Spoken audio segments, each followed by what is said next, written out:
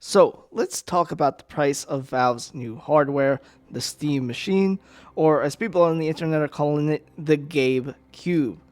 Uh, Now, last video I did on it was just the reveal, and the one thing I was cautious about was the pricing, because everything about the system sounded great, but the one big issue I had or question I had was, how much is this thing going to cost?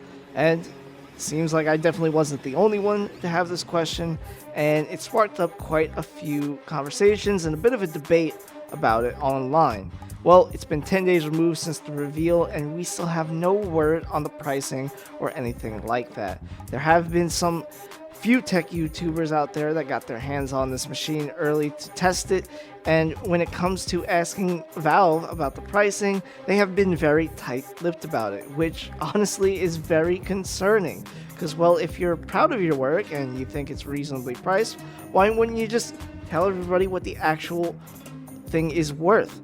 But instead of an actual number, we got a sentence along the lines like it will be priced like a PC, which is very concerning because I don't know about you, but to me, this is a console through and through. To me, what makes an actual PC is when you buy one at a set price, a pre-built one, or if you make it yourself using the various components it makes, then, from there, you could just keep upgrading it with new graphic card or a processor or adding more VRAM or something along those lines.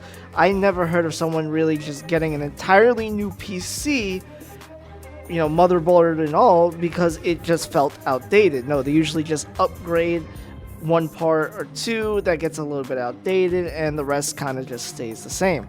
And the reason why I say all of that is, the new Steam Machine doesn't appear to have any of that customability. Yes, you can use it as the desktop, and yes, you can customize the LED light strip at the bottom and the faceplate, but the actual components of the machine seem to be cut and dry, and you can't really do much about, what they're offering you as far as graphic card and processor wise. So that is why I'm sure many of you felt the same when it dropped and you kind of just considered it, a console because, one, it looks like a console down to the fact you can just plug it into a TV and play your games from there.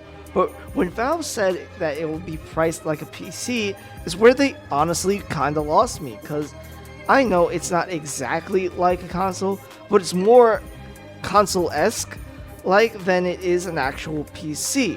But maybe that's just me. Either way, I really think that if Valve gets too greedy with the price here, this will be an extreme failure when they can have had such an easy W. Like, for instance, the Steam Deck. I think it's a great handheld console, and I think it's priced very well. Even the 1TB version for $600 is still a great price. Because to me, I think the Steam Deck is the best handheld you can get on the market. And compared to the ROG Ally X at $1,000 American, it is a steal because you're getting it for almost literally half the price of a ROG Ally. Now, Valve has another golden opportunity to make all these console manufacturers scramble to come up with something innovative when they're dropping their next console, but only if the price is in the range or lower than, what their next upcoming console could be. That is if this thing doesn't cost way too much, because if they price it like a PC, then why wouldn't you actually go out and get a pre-built PC or customize your own PC, where once again you can get all the top of the line equipment and parts, and then just upgrade those components down the line whenever they start to get a little too outdated, which will probably be years from now. Honestly, it makes no sense to me why they're viewing it as an actual PC and not a console, especially when you can't really compete with an actual PC. I know prices have been insane lately, but this is Valve's chance to kind of stop this outrageous pricing that we've been seeing in gaming recently, especially when it comes to the console marketplace, and actually put an end to all this nonsense instead of feeding into it. Because after all, Valve is a privately owned company, which means they don't really have to appease to any shareholders or anything of that matter. So they can literally price this thing at whatever the fuck they feel like.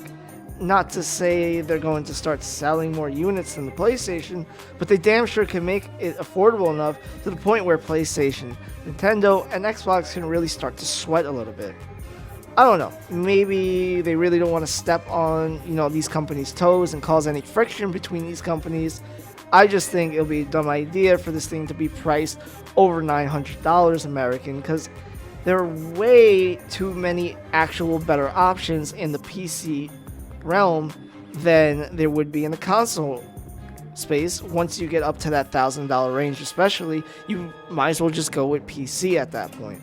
But that's all I got. Let me know what you think in the comments below. That's it for me today.